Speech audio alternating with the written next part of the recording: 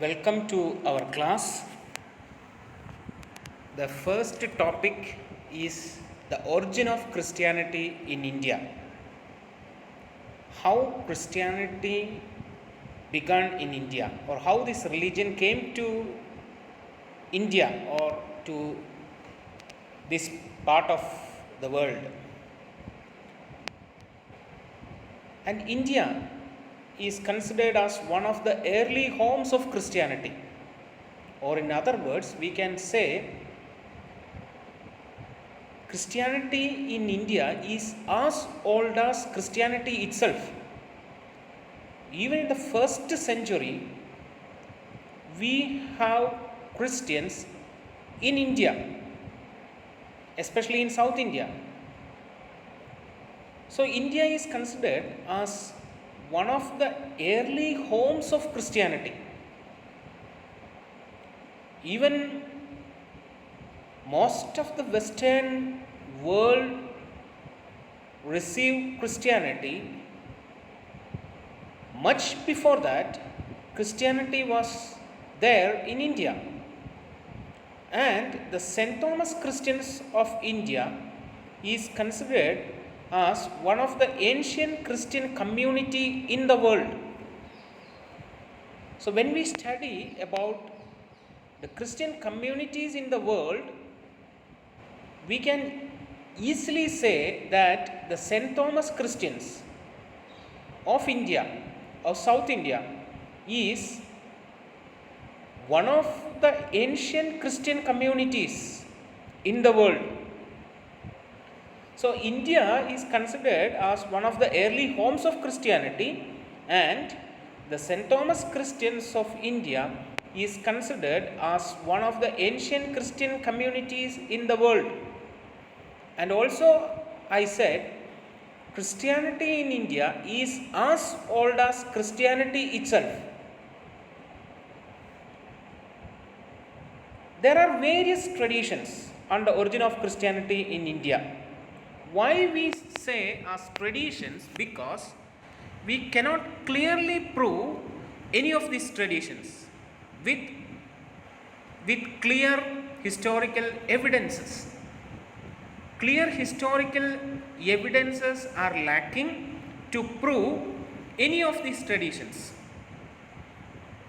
There are mainly two traditions regarding the origin of Christianity in India.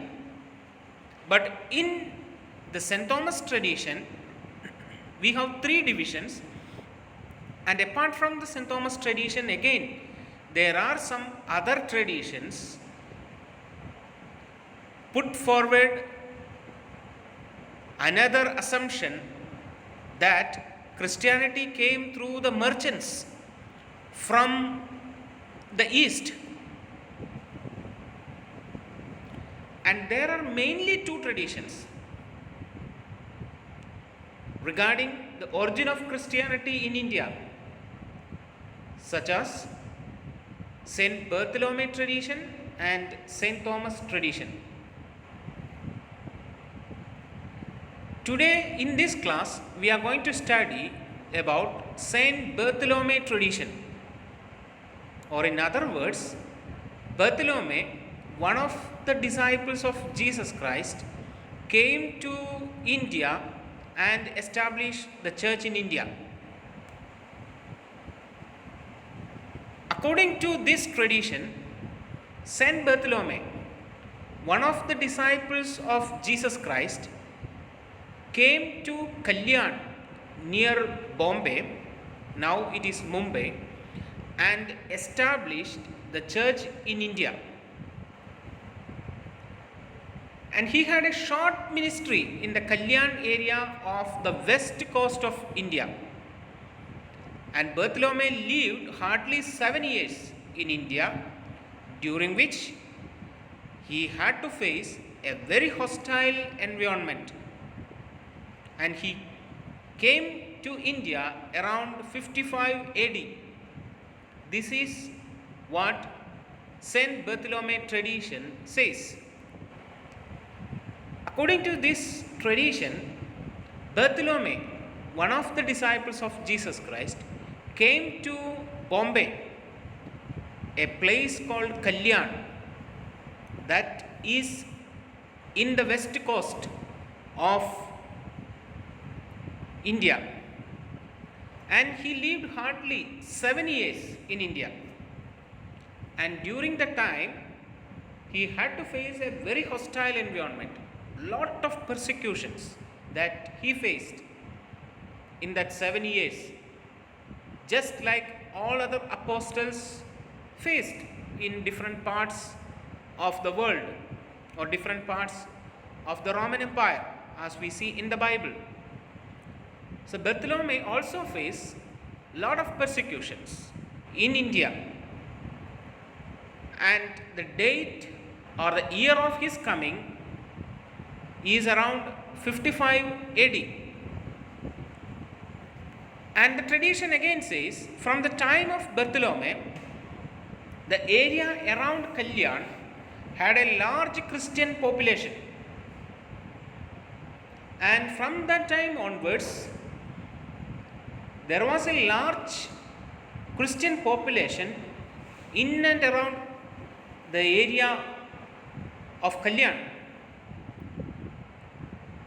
How can we say that? The great world traveler Cosmas Indicoplastus, who visited India in 522 AD, he stated in his book, the name of the book is Universal Christian Topography. In that, there is a quoting like this: in Kalyana, maybe the present Kalyan, was a bishop appointed by Persia. So he said in 522 AD, in a book called Universal Christian Topography, he mentioned, or Indicoplastus mentioned, that in Kalyana was a bishop appointed by Persia. There was a bishop appointed by Persia, and those who propose Bartholomew tradition say that the word Kalyana he mentioned may be the present Kalyan. However, some other people say the word Kalyana is the Koilon in South India. So we are not very sure. What are the available sources for St. Bartholomew tradition? The first one is from the famous writing of Eusebius of Caesarea. He was one of the great historians who lived in the world and one of the ancient church historians. And he, the great historian of the early church, says Pantanius of Alexandria came to India for preaching around 190 AD.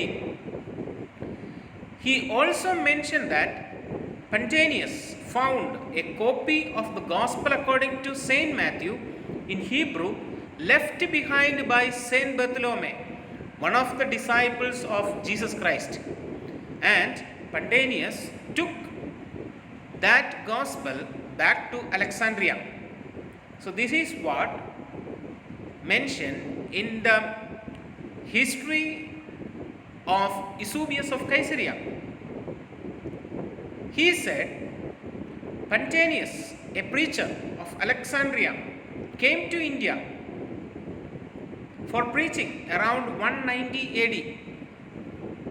And in that writing, he mentioned that this Pantanius found a copy of the Gospel according to Saint Matthew in Hebrew language left behind in India by Saint Bartholomew, one of the disciples of Jesus Christ.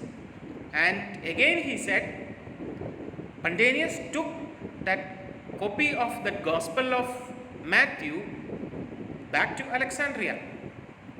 So this is one of the evidences that we have for establishing Saint Bartholomew tradition. Another is in the writing of Saint Jerome. Saint Jerome also agreed with what Eusebius says about Pantanius, about his visit to India in 190 and his preaching and the gospel according to Matthew in Hebrew language that he found in India, which was brought to India by Saint Bartholomew, and he took that back to Alexandria. All those things are mentioned even by Saint Jerome. But at the same time, Saint Jerome added some more facts regarding that. He adds that it was Demetrius, the Bishop of Alexandria, who sent Pantanius to India.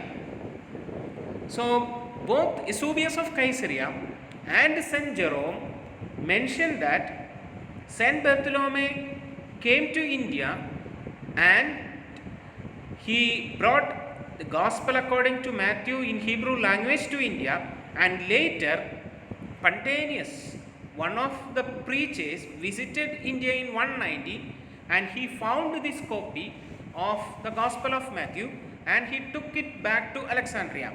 And Saint Jerome even added to Eusebius and said it was Bishop Demetrius, the Bishop of Alexandria, who sent Pantanius to India.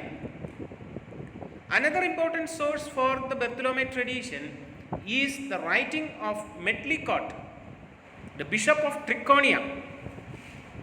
He quotes from the writings of Rufinus like this.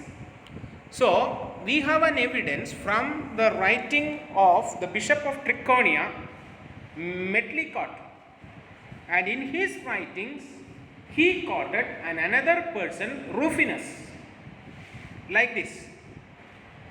In the division of the world made by the apostles, Parthia fell to Thomas, to Matthew Ethiopia, and adjacent India on this side is said to have been assigned to Bartholomew. So from this quoting of Medlicott, the Bishop of Trichonia, we can see that Bartholomew came to India, or the mission field of Bartholomew was India. And Medlicott, the Bishop of Trichonia, actually quoted from Rufinus. So this is actually the words of Rufinus that we can find in Medlicott. And in that we see, in the division of the world made by the apostles, Parthia fell to Thomas, not India. Then to Matthew Ethiopia, and the adjacent India on this side is said to have been assigned to Bartholomew. And some evidences of the Bartholomew tradition seems to be found in the 6th century account of Cosmos Indica Plustus, that already we said that. A merchant from Alexandria who claimed to have visited India and found Christian communities in Kalyan and Malabar. What are the issues? Bartholomew tradition is not given any weight at all. There are several reasons for denying this tradition. Why people are not believing in this tradition, or why we cannot completely believe in this tradition, or why it is still remain as a tradition? The first reason is, to which part of India did Bartholomew came and later Pantanius came to propagate the gospel is not very clear. And how long did they spend, and where there were Hebrew speaking people in India at that time is still questionable. That is the first reason not to believe in this tradition. Another problem with this tradition is the words of the church fathers. Church fathers differ in the opinion of the founder of the church in India. church fathers differs in their opinion.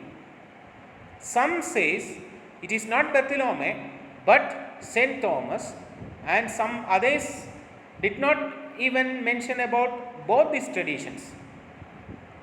So people like Hippolytus, Chrysostom, and Rufinus attribute the origin of Christianity in India to Saint Thomas, not to Saint Bartholomew.